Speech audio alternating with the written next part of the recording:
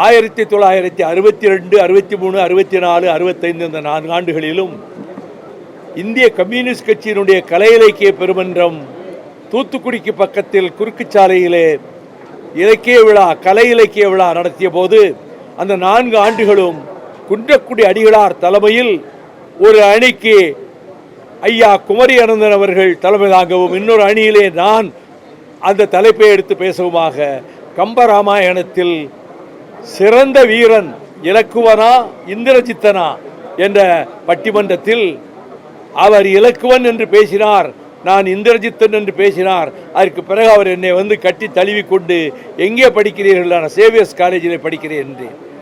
பேச்சு எனக்கு ரொம்ப பிடித்திருந்தது. வருடம் தவறாமல் வந்து விடுங்கள் என்று சொன்னார்.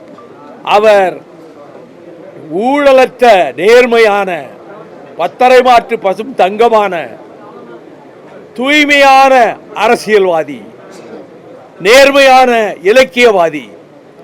அவர் 3 முறை கடற்கரை குமரியிலிருந்து சென்னை வரை நடந்து வந்தபோது ஒரு முறை மிகவும் உடல்நலம் பாதிக்கப்பட்டு செங்கல்பட்டுக்கு அருகிலே அங்கிருந்து மருத்துவமனைக்கு கொண்டு செல்லப்பட்டார்.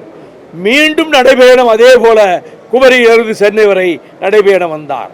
நான் மதுவை எதிர்த்து நான் குமரிக்கரையிலே இருந்து நடைபயணம் வந்தபோது திண்டிவனத்தில் என்னை சந்தித்து 12 கிலோமீட்டர் என்னோடு நடந்து வந்தபோது, அண்ணா உங்களுக்கு உடல்நலம் கவனிக்கப்பட வேண்டிய ஒன்று, நீங்கள் இவ்வளவு நடந்தாலே போதும் என்று சொன்னதற்கு கூட கேட்கவில்லை. அதற்கு பின்னர் அவர் மருத்துவமனையில் அனுமதிக்கப்பட்ட ஒவ்வொரு நேரத்திலும் போய் நீண்ட நேரம் பேசிக் கொண்டிருந்திருக்கிறேன்.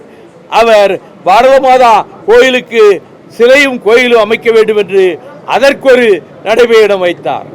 இந்த நடைபயணங்களை சென்னையிலே தொடங்கி வைக்கும் போது ஐயா வீரமணி அவர்களைப் போல முக்கிய தலைவர்களையும் அழைத்த போது என்னையும் அழைத்திருந்தார் தொடங்கி வைப்பதற்கு.